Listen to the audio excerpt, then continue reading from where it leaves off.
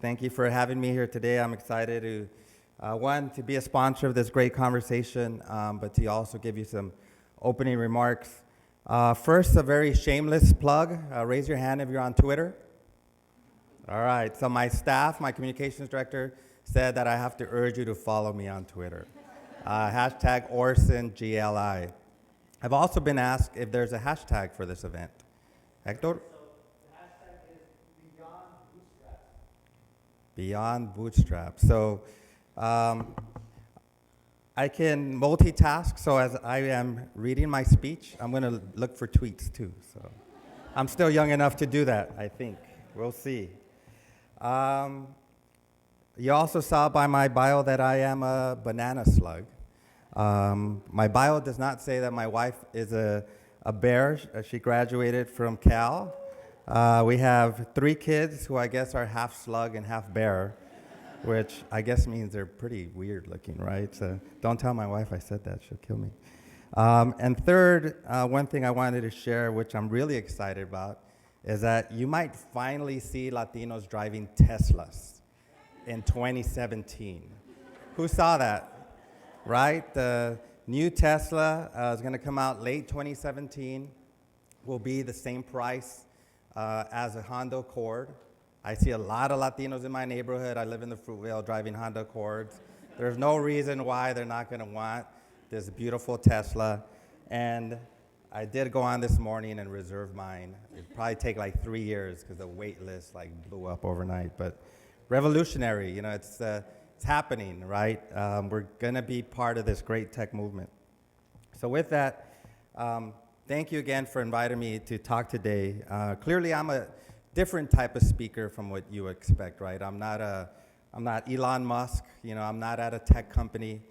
And so some of you might be wondering why I'm here. And, you know, I think, you know, our previous speakers, and if you look at this agenda, it's about a bigger picture. And let me just mention something that I loved at the website and that's in your materials. It says, at the heart of the conference is the belief that increasing diversity in tech has the potential to improve the livelihoods of families and communities of color. So let's think about that, right? It's not about just, you know, venture capital to Latino entrepreneurs, which is extremely important. It's not just about another STEM program, which is extremely important.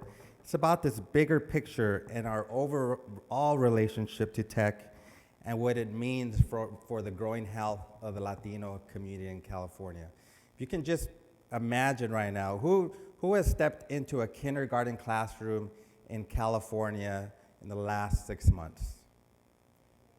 Every day. So who knew that the average classroom in California, if you were to look at an average classroom, 70% of those students are Latino? Imagine that. And then you look at Silicon Valley, you look at Pipeline, and it's our dream that 70% of the new Google employees, you know, in what, 10, 15, 20 years will be reflective of this, right? That's our goal, right? If we can't get to that, you know, we're gonna have this conference 20 years from now talking about the same things. So I've been asked to address some of the frameworks that are central to the tech industry's diversity efforts and why, in general terms, they might be problematic. And most importantly, you'll take from my remarks an overall sense of responsibility that we all have to ensure that tech truly serves the needs of the ever-growing Latino community. So years ago, you know, when I started doing this work, when I came to Greenlining, we were talking about something called the digital divide, right? For us, it was, you know, will our families have access to internet so that, you know, our kids can do their homework, people can sign up, can apply for jobs. Believe it or not, we're still talking about that. Here in California, we have thousands of families who don't have high-speed broadband internet access at home. But now when you look at the digital divide, it's much bigger, and the way it exists now has really broadened in a way that I think really threatens society if we don't think more proactively and stop thinking reactively. As I wrote in the Huffington Post recently, I have a blog on the Huffington Post, I said, tech threatens to become the new Wall Street, a massive engine of wealth accumulation for the few at the expense of many. And while presidential candidates debate how to regulate the old Wall Street, they've mostly ignored the new one, which is Silicon Valley. So clearly the piece that's gotten the most attention is Silicon Valley's ongoing diversity problem. In 2014, major companies such as Google, anybody here from Google? Yahoo, Facebook, Apple, anybody here from either of those companies? Google, Yahoo, Facebook? Well, I think that's pretty telling, right? They all reported weak diversity figures, so I guess they couldn't find somebody who was diverse to come to this today. Facebook, for example, reported that 15% of its tech workforce was female, 3% was Latino. I think that 3% is misrepresentation. I think it's actually lower for other reasons. And just 1% was African American. And then the higher you go, as in anything, the higher you go into the company, the less diverse it gets. We also see a huge gender gap. And one of the things that we pointed out recently in our blog was that Apple recently was asked to accept a shareholder resolution calling on the company to increase diversity at the upper echelons of the company. And Apple fought it and was successful, and this shareholder resolution did not pass. So I highlight Facebook and Apple because most of us have Facebook. Raise your hand if you have Facebook. Most of you. Raise your hand if your mom is on Facebook. All right, raise your hand if your abuelita is on Facebook. Come on, there has to be some, right? Like this, these things are being used by us, right? We're becoming the mass consumer base for all these products. And of course, most of us have some kind of Apple device. I have too many at home, and I feel ashamed that, I keep buying Apple, yet they refuse to really be proactive on issues of diversity. One of the things I want to say, it's a myth to say that tech lacks diversity because there are not Latino or black students studying engineer. So one, that is a problem. We do have a pipeline problem. But if you look at most tech companies, over 50% of the jobs are not tech related. They're non-engineering related, right? Does anybody know what those jobs are? Marketing, human resources, any others? So you got it. And then my godson is in the room. He's in the sales side. So more than 50% of these jobs, right? And so clearly, yeah, huge pipeline engineering. But what's the excuse on all the sectors that I don't see an excuse. If you look at the numbers that we're producing, there's something else happening. And I think some of those issues are going to be talked about today. But one of the things that I want to address is that the issue goes well beyond diversity. Technology has the power to really transform our lives and our community. Recently, a group of very influential business and tech leaders declared in an open letter on the digital economy. And this is what they say: the majority of US households have seen little, if any, income growth for over 20 years. The percentage of national income that's paid out in wages has declined sharply in the US since 2000, and the American middle class, which is one of our country's great creations, is being hollowed out. Outsourcing and offshoring have contributed, but advances in information and communication technologies also play a role. The tech boom has increased a growing divide. There's a great group, which I urge many of you to follow, Silicon Valley Rising. They're a coalition of organizations working to bring equity to the tech industry. And recently, they noted that a third of the population in the most prosperous region in America struggle to make ends meet. For every tech job created in Silicon Valley, 4 service jobs are created to support it. And we know who's in that service sector, right? It's us. Too often, those jobs pay minimum wage or slightly more, but not nearly enough to cover a family's food, rent, and utilities in a region where the price of everything, especially housing, keeps skyrocketing. So Another myth is that, there are no people of color in tech. We are in tech, but we're in the service industry, right? We're the ones providing the free food that they get, cleaning their offices late at night, taking care of their kids, doing the dry cleaning. We're a vital piece of this economy. And last time I checked, we weren't getting any hefty stock options for doing this incredible work. And lastly, one thing I want to touch about Silicon Rising is that they released another policy brief this week called Tech's Invisible Workforce, where they look at who's working in tech, and they basically find that tech looks like a restaurant economy. So who knows what I'm talking about when I talk about a restaurant economy, especially a high-end restaurant in Berkeley, San Francisco, or Oakland. So this is usually what you get, right? I see some hands going up. So you get the higher paying jobs. The host or the hostess usually is not a person of color. The bartenders, which can make up to six-figure salaries, are usually not people of color. People taking your orders are usually not diverse. The chef is usually not diverse. But then if you go downstairs to the kitchen and see who's doing the cutting, the dishwashing, gets incredibly diverse. And as we know, those folks aren't participating in the tip economy. They're on low-income wages, minimum wages. And so the same thing is happening in the tech sector. If you also look at what's happening as a result of the growth of tech, affordable housing is becoming a critical problem. People of color that have lived in major cities that had been forgotten, the so-called inner cities, are now being pushed out by a new set of people who finally realize that it's cool to live in the inner city, right?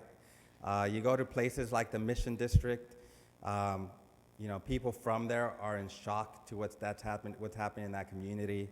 In my own neighborhood of Boyle Heights, there's a fierce stance against the gentrification. Some people call it a victory that we finally got a Starbucks in Boyle Heights. I call it a warning signal that things are going to change really fast, and soon we're not going to get to live there. And so we see this massive displacement where tech is, which is along the coast in California, San Diego, Santa Monica, Silicon Valley Beach, of course here in the peninsula, San Francisco, now Oakland with Uber coming. And so we're pushing out the workers to places that have even less access to transit, less access to jobs, poorer schools, poorer services. And unfortunately, we don't see that many tech companies raising their hand and saying, what can we do about this? Believe it or not, there used to be a time with corporations used to say, hey, we have a housing problem, let's build some housing. We have an education problem, let's build some schools. You see some of that now, but I would argue that it's not enough, especially when you look at the amount of money being poured into Silicon Valley. How am I doing on time, by the way? All right. So what about jobs? Critical piece, especially if you're who's following the presidential debates, right? And so clearly there's massive job loss, right? Despite the news that the stock market is doing well again, that the earnings reports of companies are good, that the jobs, that our unemployment rate is only 5%. It's not capturing what's really happening, and I think that's why you see the rise of a Bernie Sanders and a Donald Trump is you have this hollowing out of the middle class, which is really upset. Clearly, they're looking at two different things. But if you look at a lot of leading economists these days, they used to say that technology created more jobs, right? That was kind of an old adage. A lot of us questioned whether that was true. But a lot of the leading experts who used to say that no longer say that anymore. They say that something turned last year, and now the growth of technology is actually leading to fewer jobs. This week, if you follow the news, artificial intelligence was all over the media. NPR had a piece on it. Basically, the question is, what will robots do, and will they take our jobs? And when one of the key experts was asked, what's the biggest moral and ethical issue that we should think about when we look at artificial intelligence? he said the main issue we should really think about is jobs. There's going to be massive job loss around blue-collar workers. So any Trump supporters in the room, it's okay, this is a safe space. Well, let's be clear, it's not the Muslims or the immigrants that are making your life difficult. Tech companies are taking your jobs. They're not even outsourcing them anymore. They're just making the jobs disappear. And who's going to benefit? Some venture capital firms who already have millions and will make more millions. Some 30-year-old that's working in these new high rises going up, and we will see very little benefits. Although I'm sure, based on what we're going to hear today, we're going to see more. Then finally, one of the issues that we're working on is this whole issue of diversity, STEM, increasing the pipeline. One of the things that you're going to see today and that I've been witnessing is that there are incredible programs throughout the country really focused on getting more Latinos and Latinas into STEM. But the number one problem they'll all tell you is not that their curriculum is not good enough. It's not that their outreach isn't good enough. It's just that they don't have enough money, resources to carry their programs fully. It's like if you look out there, everyone is creating a really great program. They're there, but the money isn't there. So just imagine if Bill Gates called a few of his homies, his wealthy friends, and said, "Hey, we have a problem. We have a huge workforce problem, and I need all of you to pitch in and create a multi-billion-dollar fund to address this problem." Well, it's possible. A few weeks ago, he actually made that call to his rich homies, and within days, they had a multi-billion-dollar fund to invest in climate change work. So if you can that quickly raise $1 billion or more to invest in climate change work, which by the way is an important issue, which we should care about as well, why can't they do the same and really leverage these great programs that we're doing? We are seeing some advances. The Cape Wars, for example, have pledged at least $40 million to bring diversity to tech. Imagine if Apple matched that based on the size of Apple. If you look at Apple's assets versus the Kapoor's assets, and they did a one-to-one match based on assets, all our problems would be solved, right? We'd be, frankly, Hector wouldn't be calling little Greenlining to be a sponsor of this event. He'd have enough money to do whatever he wanted for this event. And so these are some of the issues that I wanted to raise. One, in the spirit of Cal's tradition.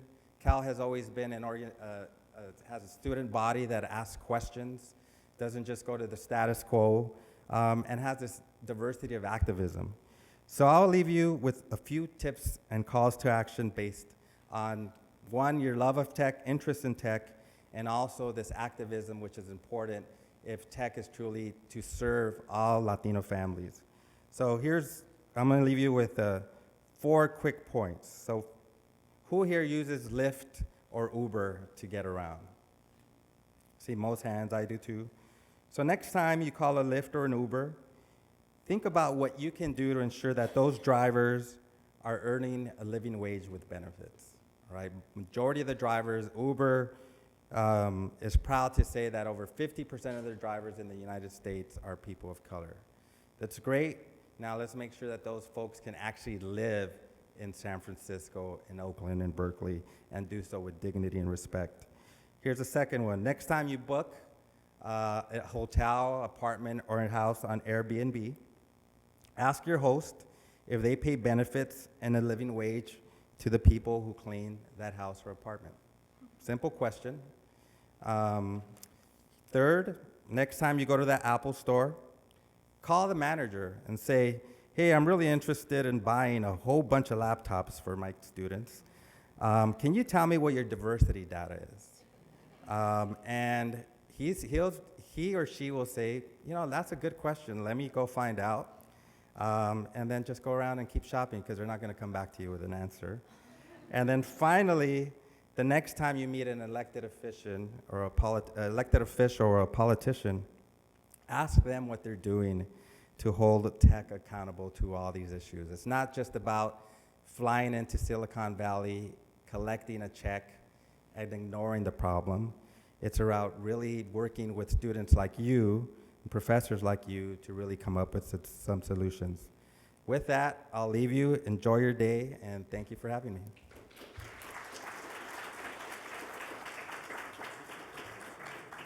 Sure. We have time for 2 questions. Test, test.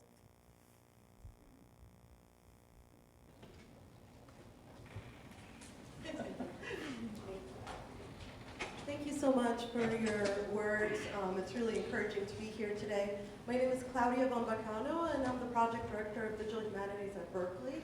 I wanted to say that one of the things that you talked about was the importance of foundation sponsorship, which of course we're all dependent upon. And without downplaying foundation support, which this event could not have occurred without, and the work that I do certainly wouldn't be happening without. I also want to point to the sort of neoliberal policies that are increasingly making education reliant upon foundation dollars rather than having an infrastructure that's permanent. And so more and more of our time is spent on writing grants, securing funds. When I was in Oakland Unified School District, Gates went from wanting small schools to completely changing their mind about small schools. And so my concern is, how do we actually build a more permanent infrastructure that will support Latinos in the technology? How do we demand those kinds of services in a more permanent kind of way? I think that's a great question. I think we need a public policy fix, which is why I made my last point around asking our elected officials to be part of this. So if you listen to the rhetoric coming from, in particular, the Democratic side, Bernie Sanders, Hillary Clinton, they talk about a tax on Wall Street, right? If you can put a tax on Wall Street, then you can use that money to fund the things that are being hurt by the Wall Street economy. So what if California had a tax on tech, and that tax was earmarked towards STEM programs, right? Like, what if there was every time somebody bought a smartphone, there was a $5 tax? Seems high, but when you're buying a $500 device, believe me, you're not going to notice it. We would be able to generate a multi-million-dollar fund quickly with that political will. And I think it's easier said than done, given the political will. And the tech economy, even as wealthy as they are, will fight any type of public policy change tooth and nail, all the way to the Supreme Court, all the way to telling the President of the United States, you're wrong, we're not going to do what you want. So I think it also takes organizing by us and really letting people know what the bigger picture is out there. So thanks for that question. Thanks for that great question. One more question?